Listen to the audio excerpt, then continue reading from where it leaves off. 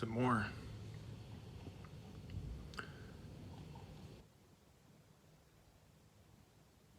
When Mr. Hirata was preparing to leave, Nikolai asked him, "Excuse me, sir. Did you pass near my cell about 10 minutes ago?" 10 minutes ago, no. Why do you ask? You didn't pass near my cell? Well then, did you think about me? The two prison officials exchanged glances. Mr. Hirata had informed his apprentice of this prisoner's precarious mental condition before, bordering on the suicidal. No, the senior man began. I don't believe moment. Why, yes. Just before entering this wing, I spoke to the young man here about you. Ah, Nikolai said. That explains it then. Uneasy glances were exchanged. Explains what? Nikolai realized it would be difficult and unkind to introduce something so abstract and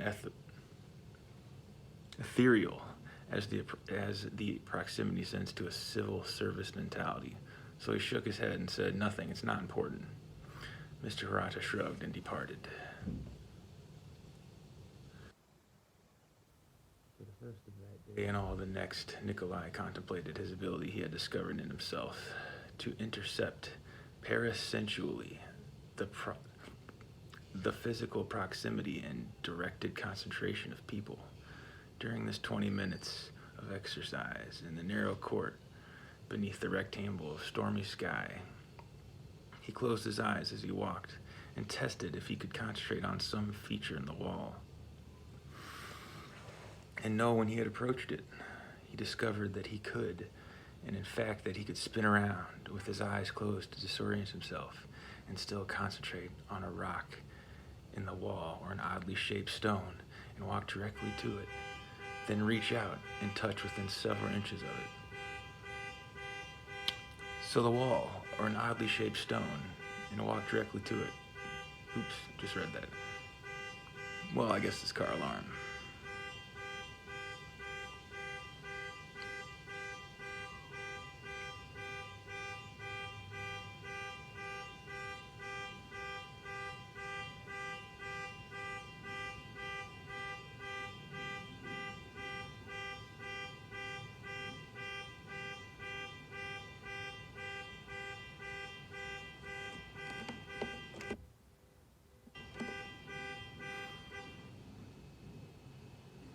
All right, let's continue.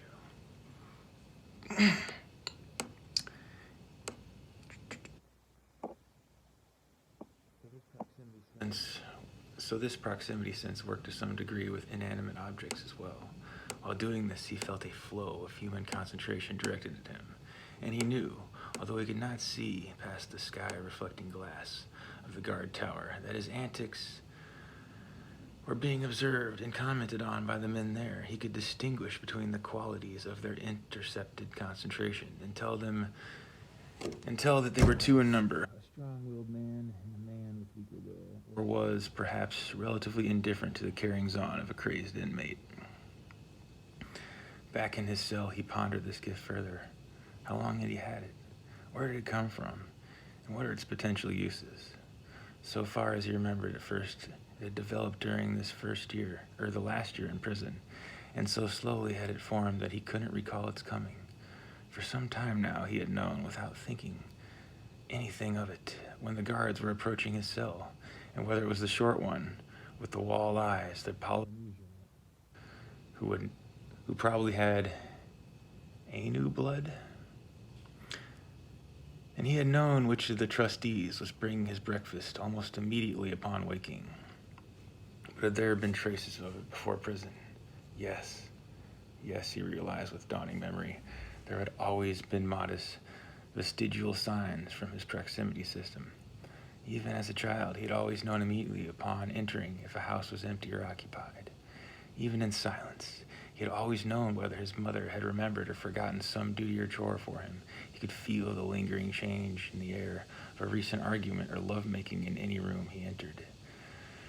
But he had considered these to be common experiences shared by everyone. To a degree, he was right. Many children, a few adults occasionally send such vibrant impalpables through the remnants of their proximity systems. Although they could not explain away with such terms as mood, or although they could explain them away with such terms as mood or edginess or intuition, the only uncommon thing about Nikolai's contact with proximity system was its consistency. He had always been sensitive to its messages. It was during these experiences of caving with the Japanese friends that this paraperceptive gift first manifested itself boldly, and although at the time he gave it neither consideration nor name, under the special conditions of total dark, of concentrated background fear, of extreme physical effort, Nikolai's primitive central cortex powers cut into a sensory circuit, deep in an unknown labyrinth with his companions, wriggling along a fault line with millions of tons of rock above his spine, exertion throbbing in his temples. He had only to close his eyes in order to be rid of the overwhelming impulse of the sensory system to pour energy out through the eyes, even in total darkness, and he could reach out with his proximity sense and tell, with unverifiable assurance, in which direction lay empty space and which heavy rock. His friends first joked about these hunches. One night as they sat in a bivouac at the entrance of the cave system they had been exploring one day, the sleepy conversation drifted around to Nikolai's uncanny ability to orient himself. One man put forth the conjecture that without knowing it, Nikolai was able to read subtle echoes from his breathing and scuffling and perhaps smelling differences in the subterranean air. And from these slight but certainly not mystical signals, he could make his famous hunches. Nikolai was willing to accept this explanation. He didn't really care that much. One of the team was learning English.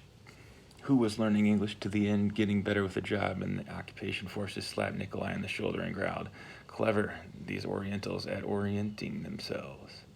And another wry boy with a monkey face, who was the clown of the group, said that it was not a bit odd that Nikolai could see in the dark. He was, after all, a man of the twilight. This tone of this statement signaled that it was meant to be a joke, but there was silence around the campfire for some seconds, as they tried to unravel the torturous and oblique pun was the common stock of the monkey-faced one's humor, and it dawned on each in turn. There were groans and supplications to spare them, and one lad threw off his cap at the offending wit. During the day and a half in his cell devoted to the examination of this proximity sense, Nikolai discovered several things about its nature. In the first place, it wasn't a simple sense like hearing or sight.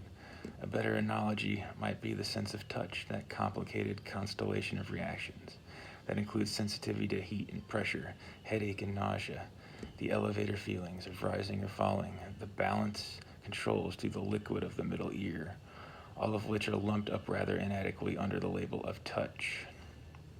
In the case of the proximity sense, there are two bold classes of the sensory reaction, the qualitative and the quantitative, and there are and there are two broad divisions of control, the active and the passive. The qualitative aspect deals largely with simple proximity, the distance and direction of animate and inanimate objects. Nikolai soon learned that the range of his intercepts was quite limited in the ease of inanimate passive object, a book, a stone, or a man who was daydreaming. The presence of such an object could be passively sensed at no more than 4 or 5 meters, at which the signals were too weak to be felt. If, however, Nikolai concentrated on an object and built a bridge of force, the effective distance could be roughly doubled, and if that object was a man, or in some cases an animal, who was thinking about Nikolai and sending out his own force, the distance could be doubled again. The second aspect of the proximity sense was the qualitative, and this was perceptible only in the cases of a human object. Not only could Nikolai read the distance and direction of an emanating source, he could feel through the sympathetic vibrations of his own emotions the quality of emissions, friendly Antagonistic, threatening, loving, puzzled, angry, lustful. As the entire system was generated by the central cortex, the more primitive emotions were transmitted with greatest distinction: fear, hate, lust. Having discovered these sketchy facts about his gifts, Nikolai turned his mind away from them and applied himself again to his studies, and to the task of keeping his languages fresh. He recognized, as long as he was in prison, these gifts could serve little purpose beyond some sort of a parlor game. He had no way to foresee that in later years, his highly developed proximity sense would not only assist him in earning worldwide reputation as a foremost cave explorer, but would serve him as both weapon and armor in his vocation as professional exterminator of international terrorists. Thanks for joining me. I will read more to you. I will be making more cigarette reviews.